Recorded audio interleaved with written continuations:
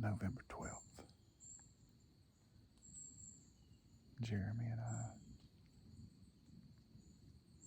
are set up on some tall pines mixed in with some gullies and higher ridges up above the river bottom. Just trying to be in a place where a buck might be coming back with his doe. I feel like we probably have bucks with does right now. Still hunting my big deer. This is one of the areas I felt like he might be coming to bed down in the daytime. And I have seen some does up in here too.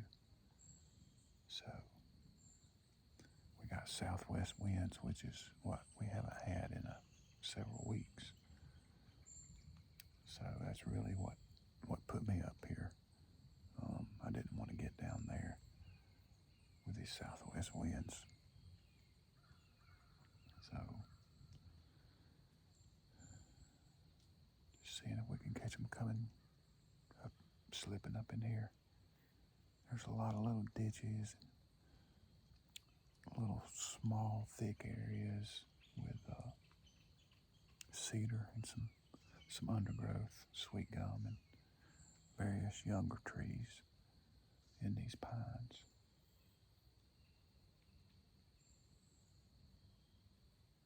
I know if I was a deer, after all that rain we just had, I would want to lay up on a higher ground, on some pines. That thick bed of pine needles will, I feel like, dry out a whole lot quicker than a ground covered with just hardwood leaves.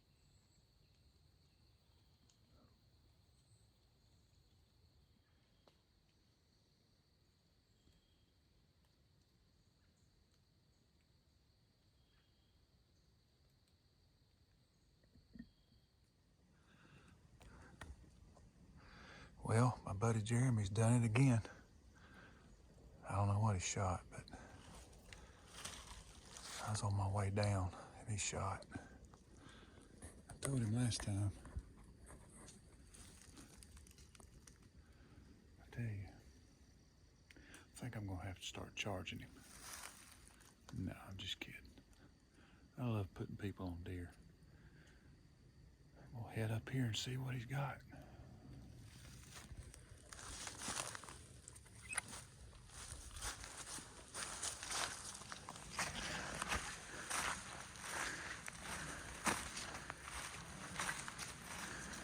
Good rub right up here. Real good rub. This is a little bench that was between me and Jeremy. Look at that right there. Yes, sir.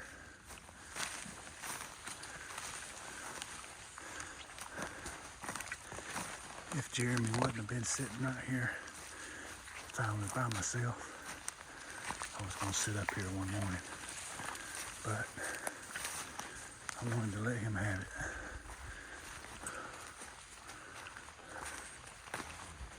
I knew it was money, man. I knew this spot was money. Perfect morning spot.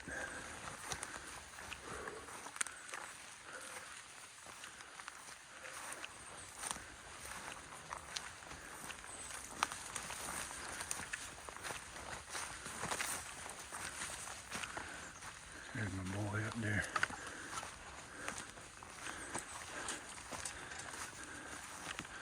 The recipient of Jones Guide Service twice now. Almost 3 times this year.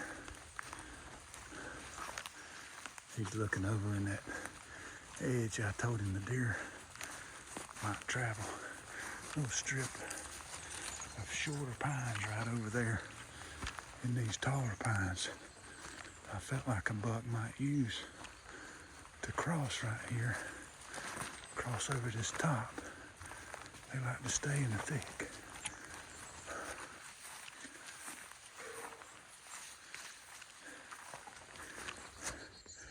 Yeah, I didn't expect that.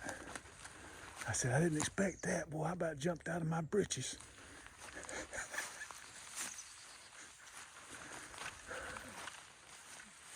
Huh?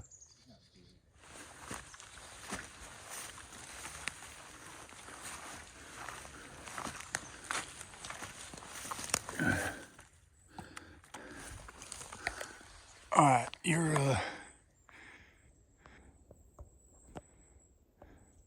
you're now officially tagged out with Jones Guide Service. If we could find him, because he was Did I push him to you? no. Okay. I literally was thinking to myself, I'm gonna go ahead and sign I've never off. seen him kicking like that. And next thing you know, I saw him moving this way, so I don't know if he rolled back over. He probably did. Went down that hill. All right, Jeremy's gonna stay in his tree, and until I get over here to where he shot him, so we can get a good point on pinpoint on where he was standing. He said it's nothing real big, so I don't know if he's messing with me or what. I can't tell.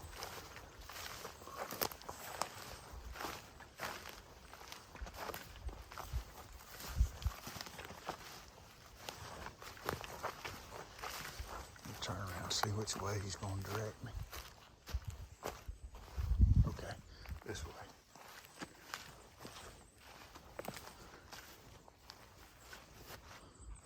Right like this. I tell you. Oh, Jeremy got that horseshoe, man. That's why I like really bringing somebody with me, because I can, we can team up on a travel route. And you got twice.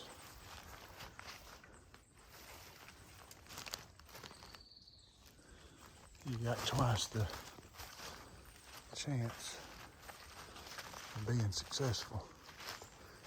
Man, if he shot him standing in this tree line. Okay, he's saying straight down this way. Straight.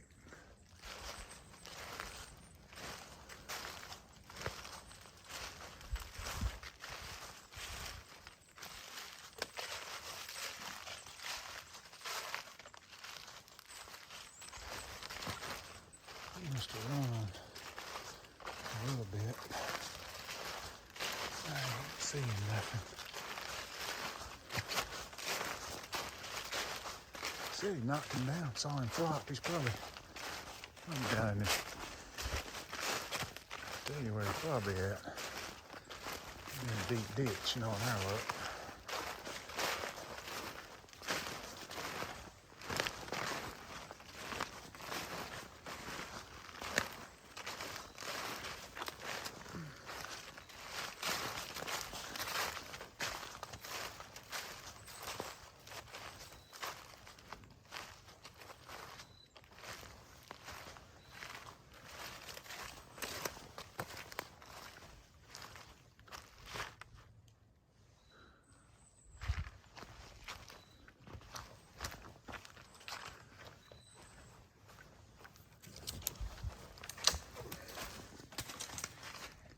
There he is.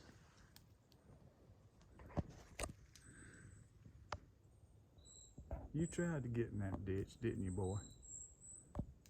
There he is right there. All right, go up here and get Jeremy.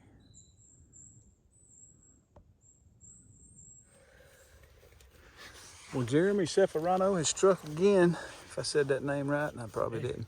But we came down to some of this public and thought we'd give it a try this morning, and this fella walked right up under him. What do you think about it, Jeremy? Tell everybody just, you know, kind of what happened. And Yeah, definitely unexpected. we had decided we were gonna come out about 10, and beautiful morning though. Besides that, and I actually stood up, kind of took a quick look around, stretched my legs, sat back down, and next thing you know, I just happened to pan to my right, and this guy was right under my stand about 5 yards. Snuck right up on me. So with these weather we had, and just he just snuck up. Pleased with the deer. It's a beautiful animal. Anytime you can spend in the woods is for me is a great thing. So and to top it off with a with a white tally, it makes it even more special. So Absolutely. I enjoy being out here in the woods. I appreciate Chris for the for his camaraderie and friendship, and we're trying to get him a pretty good size buck in here, but he's always been helpful, and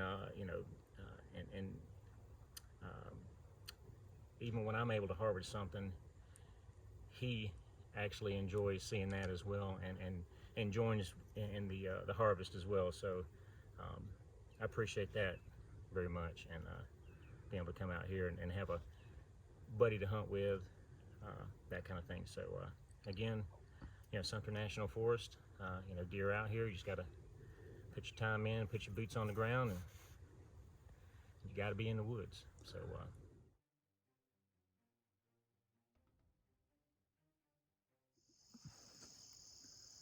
I'm hunting down on the swamp this evening for King Bishop. If I don't hunt him, I can't kill him, so I decided I'd go ahead and sit down here this evening. This southwest wind's it's a little iffy, but it's actually blowing into the swamp. And that last storm that came through, it's got that swamp, a lot of water in there. So I'm gonna take the chance and sit down here. How many times is the forecast wrong on the wind? A lot. So hey, if it's wrong, then it'll be great wind. If it's right, it'll be marginal. But like I said, it's getting down to very few days to hunt now. And if I don't hunt these stands I got in here for him, I'm not gonna kill him. So I'm back here down on the swamp after King Bishop.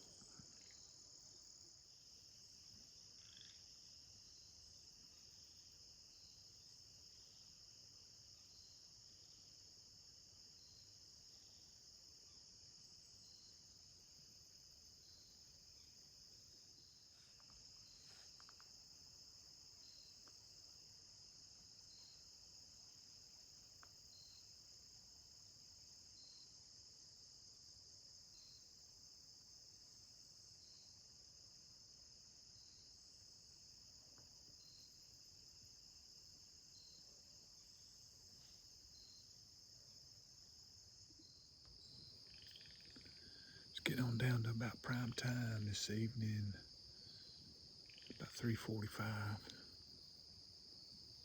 No action yet, but that can change at any moment, as I always say.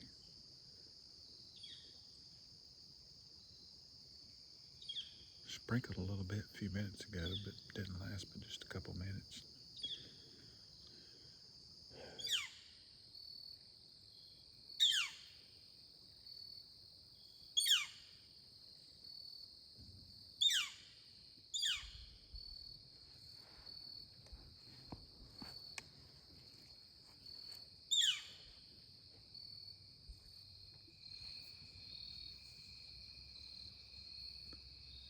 Well, that was close.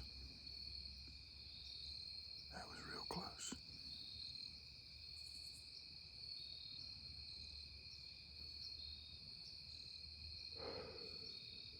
Tell you what, man. These jokers, they just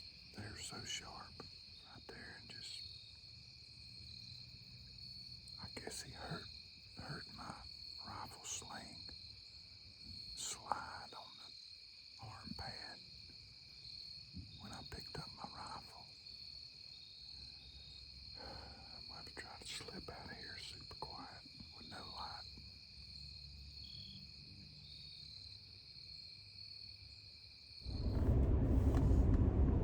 light. Alright, I am in the truck going home. Didn't really want to say anything else to make any more noise in the tree tonight, but I had to get out of there real slow and quiet and without a light.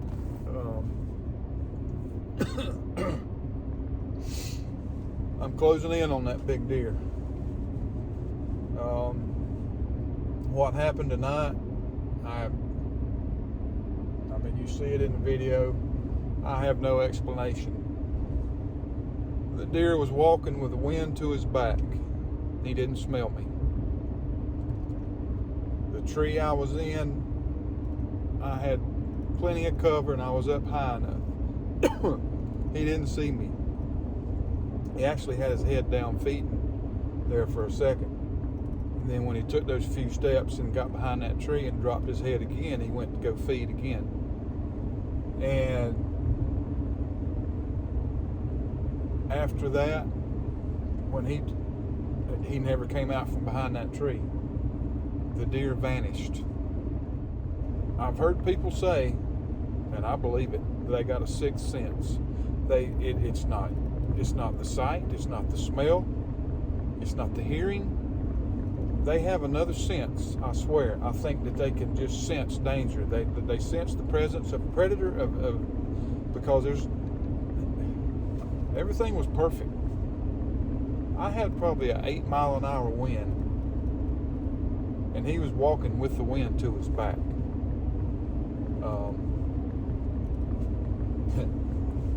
I don't know. It wasn't meant for me to kill him tonight, because if he would have took about 5 more steps, it'd have been over.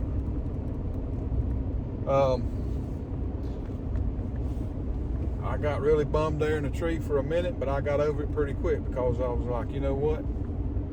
I put myself on him again. Well, actually the first time in a tree. But